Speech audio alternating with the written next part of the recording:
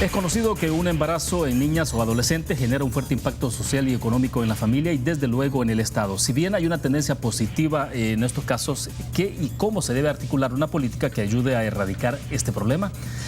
La respuesta a esa y otras preguntas aquí en 8 en punto.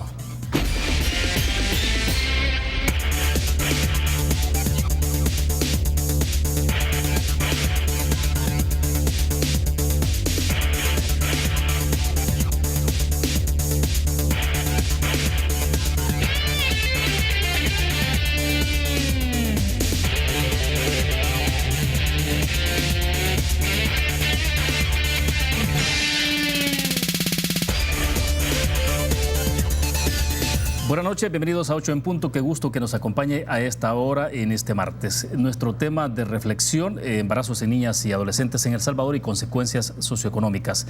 Queremos agradecer esta noche que nos acompañan en nuestros estudios Eduardo Espinosa. Él es el viceministro de Servicios de Salud. Viceministro, ¿qué tal? Buenas noches. Bienvenido. Un placer, William. Un saludo a la teleaudiencia de 8 en punto. Excelente. También está con nosotros Hugo González. Él es representante del Fondo de Población de Naciones Unidas en nuestro país. ¿Qué tal? Bienvenido, un gusto que nos acompañe. Muchísimas gracias, muchas gracias por la invitación de estar aquí compartiendo con la teleaudiencia de este programa. Excelente, bueno, entonces ustedes justamente este día han trabajado ya en la presentación del mapa, ¿no?, que tiene que ver con la situación de embarazos en niñas y adolescentes. Yo creo que antes de que entremos ya a la parte neurálgica que tiene que ver con los hallazgos de esta investigación, que es muy reveladora, por cierto, creo que es importante a lo mejor, entonces, Hugo, si comenzamos con usted, nos pone un poco en perspectiva muy rápido, de manera sintética, el contexto previo a este hallazgo. ¿Cuál es la situación que había antes de llegar a este informe? Bueno, este es la segunda edición de este documento que, dicho sea de paso, el contenido está basado en cifras oficiales de diferentes instituciones, entre ellas el Ministerio de Salud, el Instituto de Medicina Legal, la Dirección de Estadísticas y Censo DIGESTIC, entre otras de las instituciones que han provisto o suministrado los datos para hacer esta segunda edición. La primera edición fue publicada con datos del año 2015. Sí. Y en aquella oportunidad el número de embarazos que habían sido registrados como atenciones prenatales en los que son los servicios de salud del Ministerio de Salud eran aproximadamente 25.000 embarazos, ¿no? Sí. En esta segunda edición hay un número de 19.190 según estas cifras oficiales, es decir, hay una tendencia hacia una disminución en el número de embarazos. Sin embargo, hoy por hoy todavía, es decir, en el año 2017, 53 menores entre 10 y 19 años fueron embarazadas cada día en El Salvador. Ahora bien, por ejemplo, hay alguna estadística por acá que tenemos a ver, 2015 y 2017 en El Salvador se han registrado 65.678 inscripciones prenatales. Estamos hablando de edades de 10 a 19 años. Así es, en los tres últimos años, en esos 3 años, ¿sí?, perdón, en 2015, 2016 y 2017, el número de inscripciones prenatales en los servicios públicos de salud andaba aproximadamente alrededor de los 65.000. Eso, visto en contraste con el número de embarazos totales, significa que en El Salvador, desde el año 2013, como bien decía el viceministro de Salud, Robles Ticas, hoy, ¿no?, ha significado por cada 3 embarazos en El Salvador, uno es en niñas entre 10 y 19 años, ¿no? Esa es la relación que ha existido desde el 2013 hasta el 2017 en El Salvador. Es decir, sí, es alto. Por supuesto, por supuesto. Sigue siendo alto, y más que la cifra como tal, y a eso quisiera referirme, es las causas que hay detrás de ello, pero también las consecuencias, porque al final del día se tratan de proyectos de vida de niñas que son truncados, y muchos de esos sueños truncados o esos proyectos son truncados a partir de situaciones de violencia sexual, ¿no? Claro, y a medida avancemos en la conversación, sí es importante que entremos a ese tema de causas, las implicaciones que tiene consecuencias de una situación de un embarazo en una niña o un adolescente. Pero mientras tanto terminamos de compartir un poco las estadísticas. Viceministro, Sí. Explíquenos entonces esta parte, porque en términos generales lo que se está planteando sobre los números es que ha habido una disminución. Pero entonces, ¿cuál es háganos la relación numérica y de ahí entramos, para que entremos a ver la parte ya de Cómo no, consecuencias. quizás William, es importante tomar en consideración que el Ministerio de Salud dio inicio a tener estadísticas, digamos, consistentes a partir de 2009, cuando se decide implementar el proceso de reforma de salud y se identifica el Sistema Único de Información en Salud. Es decir, de 2009 hacia atrás no había... No son estadísticas consistentes por varias razones que explico a continuación. Es entonces cuando se empieza a construir el Sistema Único de Información en Salud. Hasta entonces únicamente se tenían alrededor de unas 300 unidades notificadoras que eran solamente los establecimientos de salud del Ministerio de Salud. Esto implicaba tener un alto subregistro. Un alto subregistro, porque esas unidades eran apenas 360 contra más de 700 que hay hoy. Sí. Y que además hoy no solo las 700 unidades y los 30 hospitales, sino que toda la red del Seguro Social, Sanidad Militar, Bienestar Magisterial también aportan. Entonces el subregistro era importante, o sea, esas estadísticas antes de 2009 no son confiables en absoluto, porque además al Ministerio de Salud solo llegaba el 50% de la población que tenía bajo su responsabilidad. El otro no llegaba por las cuotas voluntarias. Entonces la supresión de las cuotas, el desplazamiento de las unidades de salud, el desplazamiento de los ECOs, contribuyeron a recolectar una amplia información que antes no se tenía, y contribuyó también a incrementar lo que decía el representante González en el sentido de incrementar el número de inscripciones prenatales. Porque cuando nosotros llegamos, por ejemplo, solo se hacía control prenatal sobre el 50% de las embarazadas. Y hoy tenemos inscripciones prenatales del 98%. Y parto institucional, que estaba también igual, del 98%. ¿Actualmente puede haber un pequeño subregistro? Puede haber un pequeño subregistro, pero no mayor del 2%. Es bajo. Sí, es extremadamente bajo. Entonces, hoy la información que tenemos y las estadísticas con las que se ha construido el mapa son realmente confiables y reflejan plenamente la situación, en este caso de los embarazos adolescentes, pero de cualquier otra información que se provee a través del sistema de información, tiene la misma consistencia y la misma confiabilidad. Sí, tenemos el mapa, creo que lo podemos tener en full pantalla un poco, si ustedes nos ayudan a explicarnos un poco el mapa, cómo se distribuye un poco, porque tiene varios colores, a lo mejor sí, es lo que tenemos ahí. Hugo, no sé si es posible entonces, porque hay un color mucho más intenso que el otro. Intenso y que cubre más territorio, sin duda, ¿no? Bueno, en principio el color gris significa que no existe, el mapa está por los 262 municipios del país, ¿no? El color gris significaría que es un municipio donde no hay presencia de embarazos en niñas entre 10 y 19 años. Como se puede observar, no hay un solo municipio en el país que esté de color gris. Por lo tanto, sí, claro, eso significa que en los 262 municipios del país existen niñas embarazadas entre los 10 y los 19 años. El color rojo significa que son todos aquellos municipios que están por encima del promedio nacional, que es un poco más de 31 niñas, 32 niñas, vamos a decir, porque sí, es 31.7 la tasa, ¿no? 32 niñas por cada 1000 en esas edades, ¿no? Y el color naranja, que es un poco más tenue, ¿no?, está por debajo del promedio nacional en las cifras que están ahí delimitadas, ¿no? Si al observar el mapa hay, dijéramos, algo que sobresale, ¿no? Una concentración del rojo en 2 o 3 zonas, dijéramos.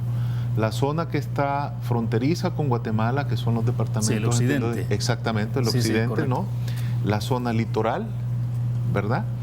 Y la zona que está hacia arriba fronteriza con Honduras, ¿no? Y la franja que sería de centro del país es la que muestra un color distinto, ¿no? Exactamente. Ajá, Hay sí. dos zonas que comparativamente, cuando se observa el año 2015, el mapa del año Sí. 2015, uno observa que ha variado hacia mejor las zonas del centro y el departamento de Chalatenango, ¿no? Claro. Son las dos zonas que visiblemente, al contrastar los mapas, uno puede apreciar que la cantidad de rojos disminuyó tanto en el departamento de Chalatenango como en la zona central. Excelente. Como tengo que hacer una pausa, cuando regresemos volvemos sobre el mapa porque sí creo que es interesante saber qué es lo que ha ocurrido. Entonces, en eso donde hay otro color más tenue, digamos, qué es lo que ha ocurrido, ha habido, por qué habría un avance ahí, qué lo explica y qué implica entonces que en el occidente y la zona más del litoral se esté registrando el otro color más intenso. Vamos a hacer la primera pausa comercial, volvemos.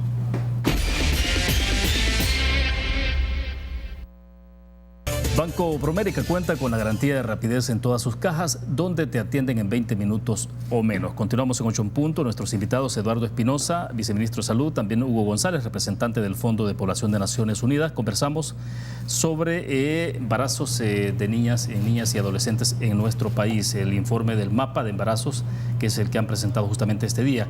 A ver, yo creo que volvemos un poco al mapa, que fue el que dejamos en el segmento anterior para que terminemos un poco de hacer el análisis y ahí también el viceministro que nos ayude. Pero Hugo, estábamos entonces viendo, le preguntaba usted decía la parte de occidente, los colores más intensos y un poco la franja que sería costera. No sé si había alguna explicación científica alrededor de esto, por qué se intensifican más esos colores en ese sector, por qué disminuye en la zona, digamos, centro del país. Ya.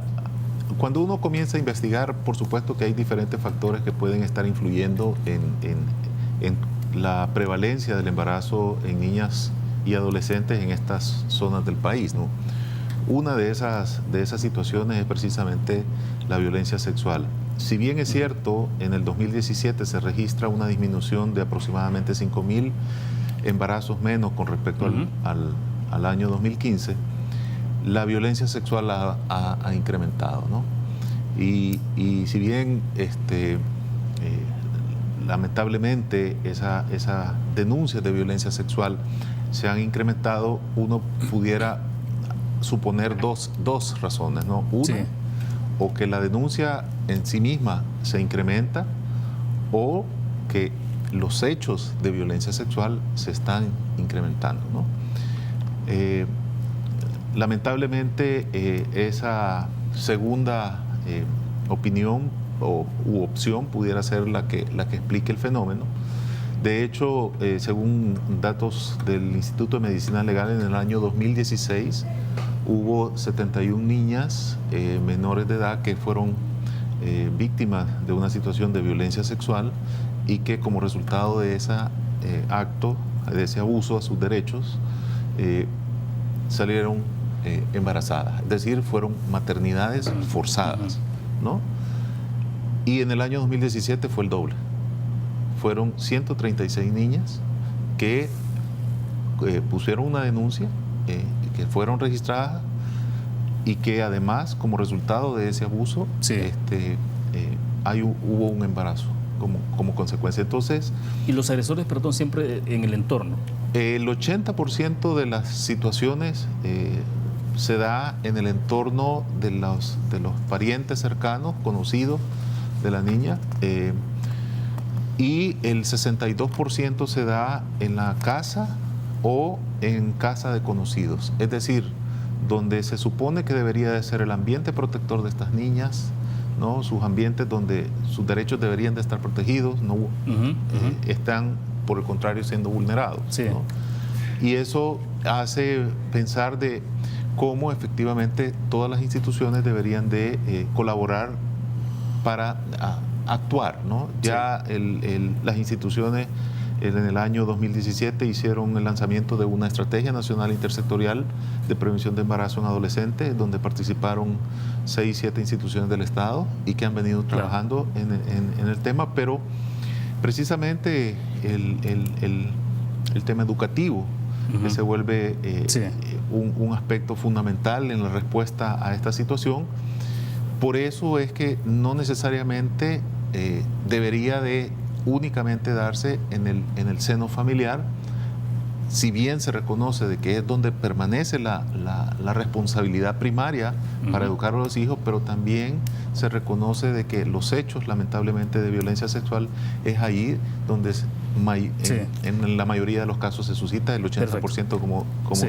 se muestra en las evidencias, ¿no? Sí. Ahora, viceministro Espinosa, explíquenos, porque está claro, ¿no? O sea, hay un descenso en el tema de inscripciones, pero se registra ese aumento en las violaciones sexuales, en la violencia sexual. Entonces, ¿qué es lo que está pasando con los programas? Es decir, o sea, si tenemos en un momento determinado una incidencia que puede decir cualquiera, bueno, aquí hay alguna política que está funcionando, pero por el otro lado se tiene esa, no sé si llamarle una debilidad o qué. Bueno, hay varias cosas aquí en esta cuestión, William. Un asunto es que necesitamos bastante más investigación, más involucramiento de la academia, sobre todo, ¿verdad? Que pueda, digamos, analizar los datos, prorratearlos, cruzarlos con otras variables.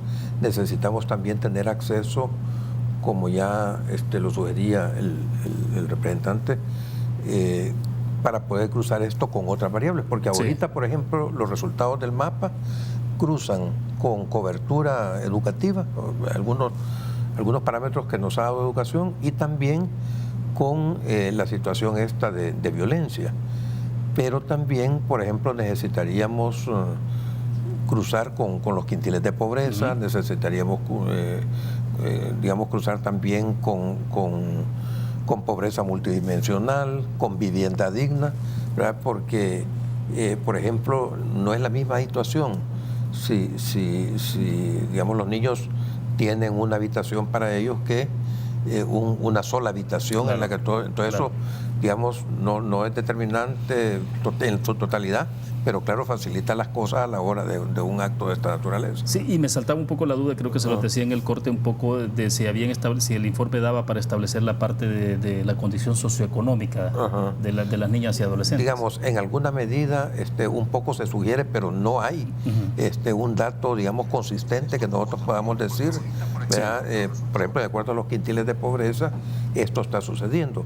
Nosotros, en el Viceministerio de Políticas, precisamente, estamos trabajando un atlas de inequidades sociales y salud, ¿verdad? Que va a aportar muchos datos de esta naturaleza y va a permitir cruzar eso. Confiamos en poder publicar ese atlas hoy en mayo, antes de terminar la gestión, pero ciertamente se va a requerir profundizar mucho más en esta cuestión en la que el Fondo de Población ha sido vanguardia, porque nosotros publicamos los datos de embarazo y todo esto, digamos, de 2015 y un poco antes, pero fue hasta 2015 que el Fondo de Población toma la iniciativa para procesar estos datos, digamos, y poder tener resultados más consistentes para la toma de decisiones en este ámbito, que se empieza a hacer esta cuestión. Entonces, hasta hoy hemos cruzado y hay resultados importantes al cruzar el mapa de la incidencia del embarazo adolescente con la cobertura educativa. Y la cobertura educativa es, obviamente, un factor protector importante para la presencia o no de embarazos adolescentes y de violencia contra las mujeres. Es clara la relación entre los municipios que tienen la más alta cobertura escolar, donde la tasa es menor. Y viceversa. Y lo más alto que se registra entonces, digamos, de embarazos es Sonsonate, La Paz, Ahuachapán, San Vicente de la Unión, digamos. Son como lo más alto, ¿no? Sí. Yo tengo que hacer una pausa, pero cuando regresemos, porque tenemos también la parte esa lámina que la podemos mostrar, que es justamente la que está hablando usted, creo que es importante que le dediquemos un poco de minutos más sobre el tema de educación. Ahora, hay un dato que se puede cruzar con su pregunta inicial, pero no de esta fuente, sino viene de la fuente de la MIX 2014, donde hay por quintiles de pobreza alguna relación que se puede hacer en términos, por ejemplo, de inicio de relaciones sexuales, en términos de la prevalencia del embarazo según quintiles de pobreza. Claro. Igualmente, la relación que se establece con la pareja sexual, si hay alguna relación estable o no, por quintiles de pobreza. Y hay variantes que hacen ver, en términos conclusivos, para terminar la respuesta a su pregunta, que si bien el inicio de relaciones sexuales se da y la prevalencia del embarazo es mayor en los quintiles más pobres 1 y 2, no se aleja mucho de la realidad de los quintiles con mayor riqueza. No obstante, se observa, y eso lo que puede sugerir es que en los quintiles de mayor riqueza, ¿no? En los 4 y 5, sí, puede significar de que haya mejor ejercicio de su protección, ¿no? Al momento de decidir el establecimiento de relaciones sexuales, ¿no? Bueno, perfecto, nos quedamos en ese punto, vamos a una pequeña pausa comercial, regresamos. Perfecto, en el segmento anterior estábamos conversando sobre todo el tema de incidencia de la cobertura educativa, pero tenemos una lámina donde se establecen los porcentuales para que, a ver si la podemos soltar ahora, la podemos mostrar ahí está, es esta, ¿no? Sí, creo que es la correcta. Pero bueno, que tiene que ver entonces, Hugo, sobre la parte de cobertura educativa. Hablemos un poco de esto para que después pasemos a hablar de las consecuencias, de las causas y de todo lo demás alrededor de este fenómeno. Bueno, de acuerdo a las estadísticas oficiales, la cobertura educativa, sobre todo a nivel primario, ha oscilado entre el 88% y el 96% en los últimos años, ¿no? Eso significa de que no la mayoría, no todos, pero sí la gran mayoría de niños en edad escolar han logrado acceder al sistema educativo, sobre todo en los primeros años de educación, ¿no? Lamentablemente, a partir cuando se da el paso del segundo al tercer ciclo, y sobre todo el tercer ciclo, el bachillerato, es donde comienza a haber una disminución importante en hombres y en mujeres. Sí, porque vaya, si vemos el dato, tenemos 2015, que es la línea superior, ¿no? La que estamos viendo allá es 90%. Siempre 2007, ya para segundo ciclo, baja al 85% y cuando se pasa a bachillerato cae al 61%. Exactamente. Y hay, por supuesto que esos son promedios, pero sí, cuando uno comienza a identificar por zonas, uno puede ver que lamentablemente de cada 10 niños que logran entrar al sistema educativo en la primaria, apenas entre 3 y 4 en esos lugares logra bachillerarse. 6 o 7 se quedan fuera del sistema por alguna razón, sí, ¿no? Por alguna razón. O porque no existe una escuela que brinde esos grados superiores cerca y la familia tiene dificultades económicas para poder enviar a su hijo, etcétera, etcétera, etcétera, ¿no?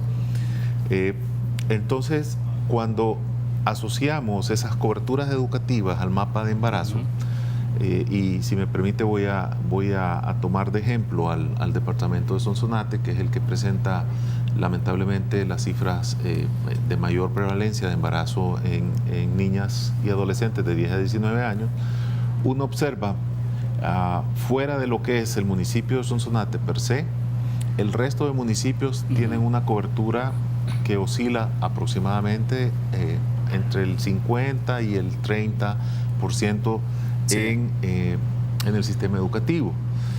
Y cuando luego lo contrasta con la realidad de la prevalencia de embarazos, entonces uno puede identificar de que podría existir una relación, tal cual lo dice la evidencia internacional, que entre menos permanecen las niñas dentro del sistema educativo, el factor de protección para prevenir un embarazo se desvanece, ¿no?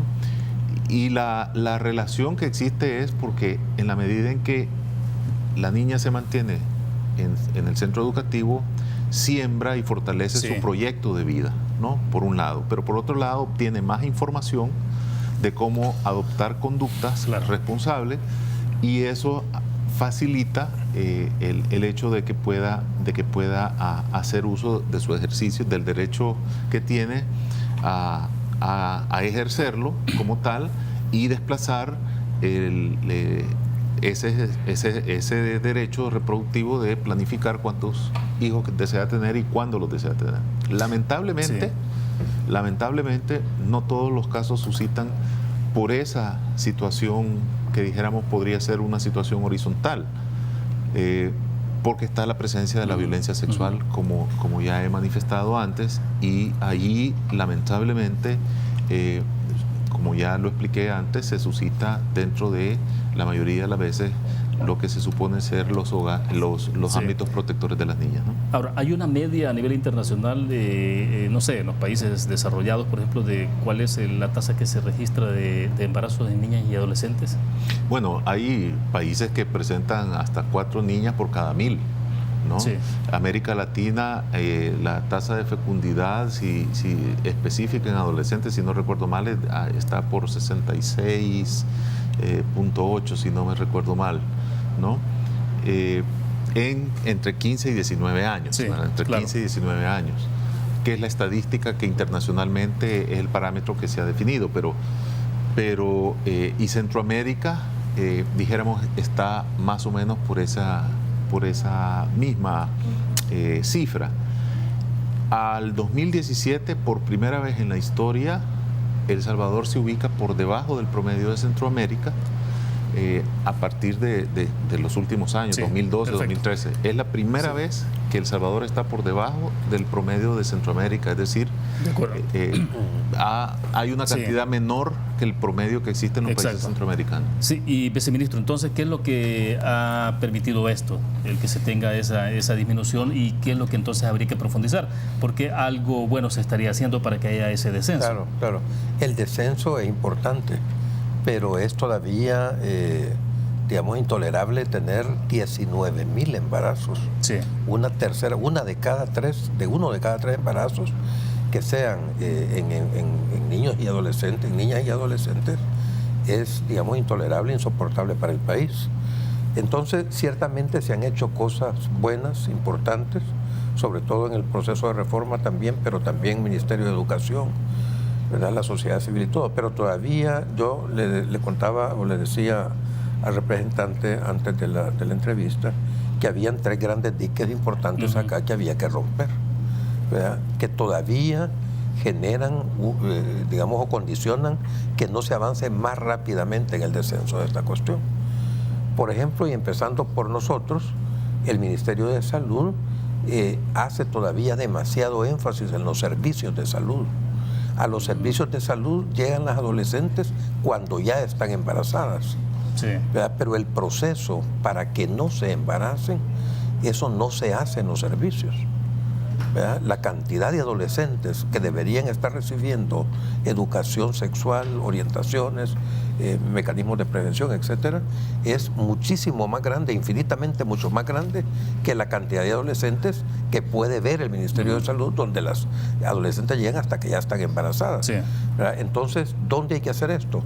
En la comunidad, en el hogar, en la escuela, ¿verdad? Es donde se debe hacer esta labor de educación, ¿verdad?, que es la que va en definitiva a evitar los embarazos adolescentes, ¿verdad? Eso es un punto, ¿verdad?, digamos, en este ámbito. En el caso de, digamos, del Ministerio de Educación, también la educación sexual no es todo lo agresiva que debería ser, si cabe el término acá, ¿verdad?, lo intensa, ¿verdad?, y amplia que debería ser, como para, digamos, que las adolescentes, las niñas, a su debido tiempo, se vayan empoderando de los conocimientos que deben tener. ¿Hacia dónde para se evitar debería todo avanzar eso. entonces en materia educativa? Bueno, debería haber programas educativos, como digo, que atraviesen más la currícula, que sean más explícitos, ¿verdad?, que sean más consistentes en esto, ¿verdad?, y que abarquen otros elementos. Por ejemplo, el Ministerio de Educación tiene las escuelas de familia, que yo creo que no están siendo aprovechadas ni explotadas como se deberían,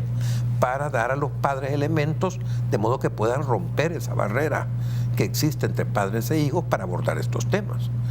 Eso digamos, no se está aprovechando, creo yo, ¿verdad? Y el otro tema es la cuestión judicial, ¿verdad?, que es lo que abordaba el digamos, Hugo, en el sentido de que, por ejemplo, ciertamente hemos tenido una reducción de 756 embarazos en el grupo ese, ¿verdad?, tan vulnerable de 10 a 14 años. Sí. ¿Verdad? De 1.437 en el 2015 a 781, son más de 600 menos.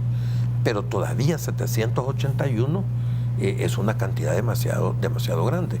Pero ¿cuántos terminan estos en judicialización? ¿Cuántos terminan en condenas del agresor? Es ridículo, la cantidad que termina. ¿Por qué no llegan entonces hasta Entonces, no sabemos exactamente, pero entonces supondría que tampoco hay una denuncia, tampoco hay... Sí, hay impunidad. El resultado es que hay impunidad, porque de estos 781 casos de 10 a 14 años, allí no hay ningún cuestionamiento que sea estupro, que si hubo consentimiento entre adolescentes, Sí. eso es violación, como quiera que se vea, ¿verdad? De 10 a 14. Entonces deberían haber 780 condenados por estas violaciones. Bueno, de hecho, para ahondar un poquito y abonar un poquito a lo que el doctor dice, en el año 2017 hubo un poco más de 4.000 denuncias, 4.000, casi 5.000 denuncias. De esas apenas se judicializaron alrededor de 1.200, 1.500, si no recuerdo mal, porque tengo el dato del 2015 y el 2017, ahorita no recuerdo cuál es cuál, ¿no? Pero de los que se llegan a judicializar, la mayoría de ellos, que fueron un poco alrededor de 900, obtuvieron sentencia. La mayoría de ellos, 600, un poquito más de 600, tuvieron una sentencia absolutoria o de sobreseimiento, es decir, que la minoría logra atender una condena cuando son denuncias de violencia sexual. Ahora, yo agregaría un factor adicional a lo que el doctor mencionaba, y que es para mí y para el Fondo de Población el origen de esto, que tiene que ver con un tema de la desigualdad de género, ¿no? Todas las expresiones, el feminicidio, el embarazo en adolescentes, la violencia sexual, tienen detrás un sistema patriarcal, misógino, desde el ejercicio del poder desde los hombres, ¿no? Y que se expresan de esa manera en las niñas y en las adolescentes, en este caso en embarazo, como he dicho, maternidades en muchos de los casos forzadas como derivado de una violencia sexual. ¿Qué significa eso?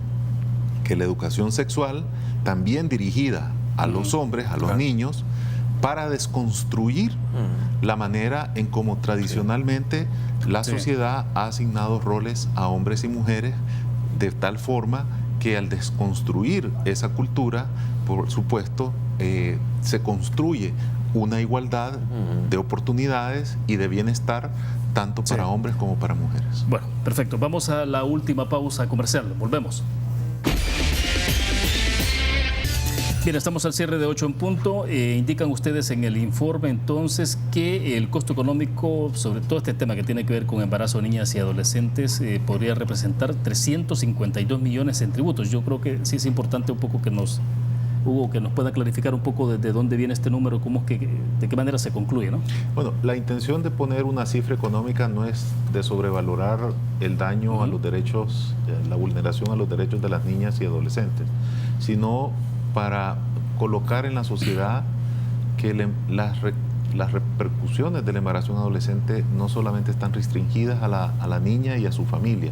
Hay un costo social que por supuesto está mayormente afectando a la niña y a la familia. Pero el impacto económico, lo que trata de decirle a la sociedad es, también la sociedad y el Estado tiene una consecuencia. Lo que se trata de decir, y en resumen, la fórmula lo que trata de decir es, calcula cuántas niñas que estaban en el sistema educativo desertaron a consecuencia de un embarazo, a qué edad desertan, cuál es a ese promedio educativo, cuál es el nivel de participación de mercado que van a tener a lo largo de su vida reproductiva, ajustado a la edad, porque a mayor edad pues la experiencia le va dando a uno mayores oportunidades, ¿no? Entonces, ajustado a la edad, esa participación y los ingresos también. Es decir, se analiza esa participación y esos ingresos y se ajustan a la edad para concluir cuál es el ingreso que una joven con un nivel educativo X, como derivado de la maternidad, va a lograr alcanzar durante 40 años de vida productiva. Y claro, todo lo que se trunca, el hecho de que una niña o un adolescente entonces en un embarazo, la implicación que tiene para cortar sus estudios, la posibilidad de lograr una carrera y luego el tema de un empleo, ¿no? Bueno, imagínense que de acuerdo a la Encuesta Nacional de Salud, apenas cuando una joven experimenta un embarazo antes de los 19 años, la posibilidad de ese grupo de jóvenes de llegar a la universidad es 3 en 100.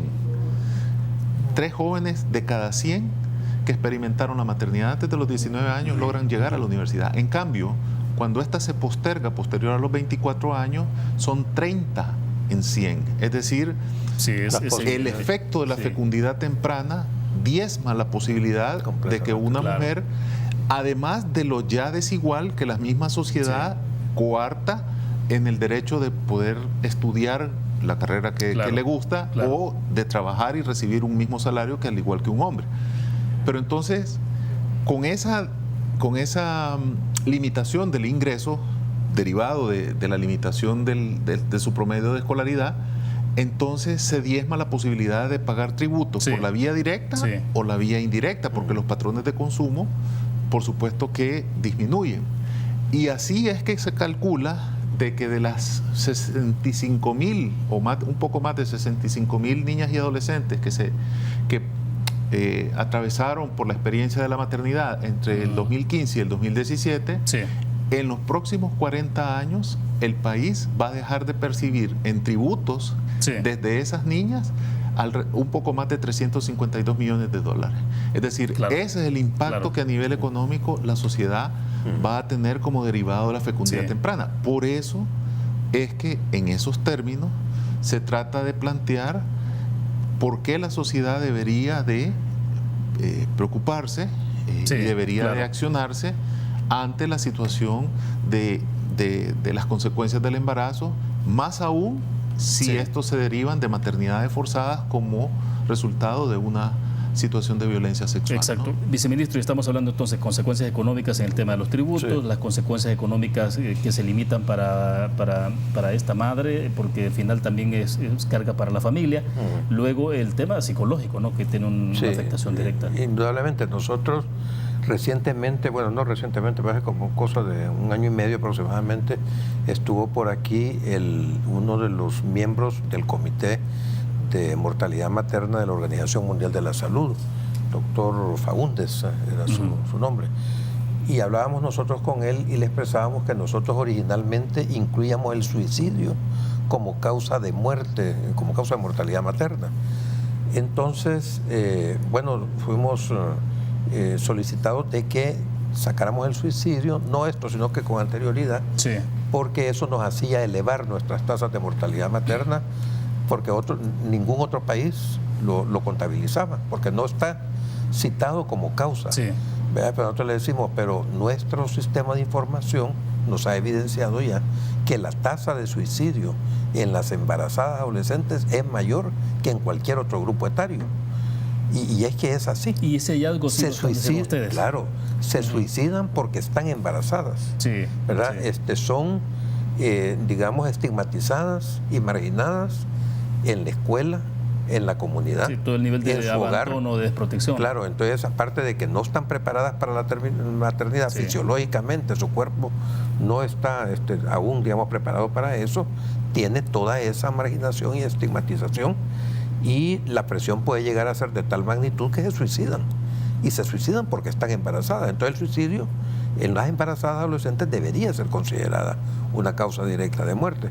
El doctor Faúndez estuvo de acuerdo, nosotros le trasladamos todas las estadísticas que teníamos sobre este tema, y él se comprometió a presentarlo en el Comité de Mortalidad Materna de la Organización Mundial de la Salud, porque la cuestión es que si no se considera, el Estado como Estado no toma medidas para contrarrestar esa situación. Pero nosotros hemos iniciado...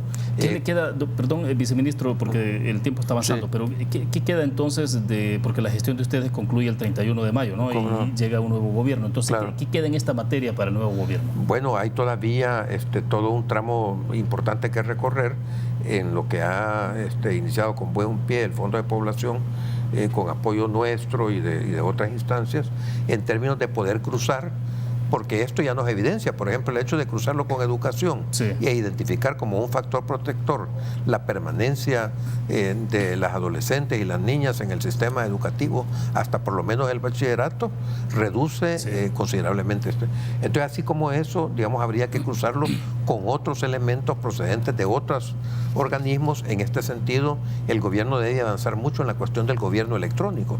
Nosotros estamos a punto y ya con toda la tecnología disponible para poner el expediente clínico en línea, pero eso requiere también que otras carteras de Estado hagan lo mismo y podamos cruzar. Esto es un tema, ¿verdad? Hay que tener también, como decía, una mayor profundización de la educación sexual, el aprovechamiento de todas las instancias que aún no se hacen, la cuestión de de evidenciar con mayor fuerza la cuestión de las consecuencias de la impunidad, ¿verdad? Para avanzar en todo esto. Bueno, se nos ha agotado el tiempo, así que, viceministro, gracias por compartir con nosotros. No, William, a ustedes muchas gracias.